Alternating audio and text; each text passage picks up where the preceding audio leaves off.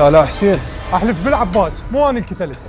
هو من تجي على علي حديد راح تلاقي العشرة والعشرين، ومن تجي على حسين الغزي راح تلاقي قلم كتب بالجنة والنار. تركة ثقيلة. اما آلاء حسين تعالوا احكي لكم على آلاء حسين.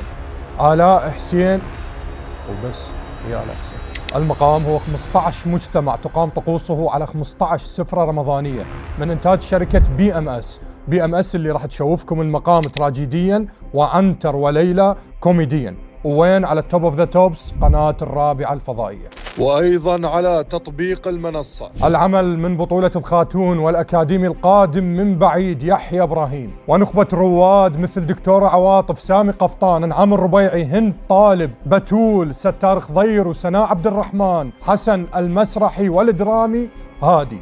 من رخصة عمامي خلوا اوقف لهم احتراما.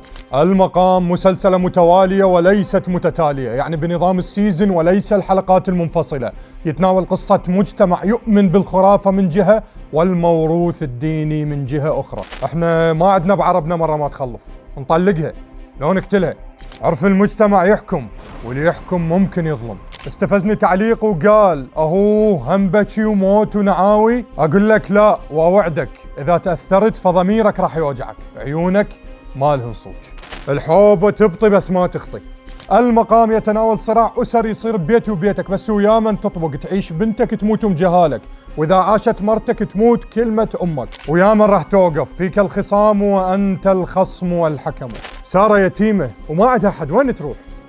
المقام عبارة عن محلول بخليط متجانس، مزج الرواد اللي راح تشوفهم أبوك الشيخ الكبير وجارك الخير وعمك شتالك منك وبيك، وجنتكم عديمة الحول والقوة، وبقية أهل بيتك اللي راح تفرح بضحكاتهم المؤقتة وتموت منهم بسكين عمية شوية شوية.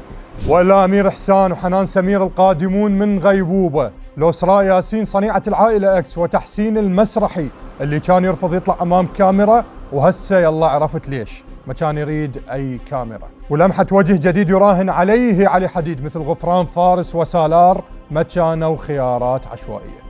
أغاي مهدي رزائي مديرا للتصوير، لأن مهدي يعرف شلون ينطينا صورة تقول لنا احنا كلنا قتلة مع وقف التنفيذ، مرات مو بمسدس حميد الطايش، لا مرات بجهله. راح تشوفون المقام برمضان، بس خل أقول لكم شغلة، العباس يشور، طفلة عمرها 10 سنين مزورقة ومشمورة بين القبور، الحوبة تبطي بس ما تخطي.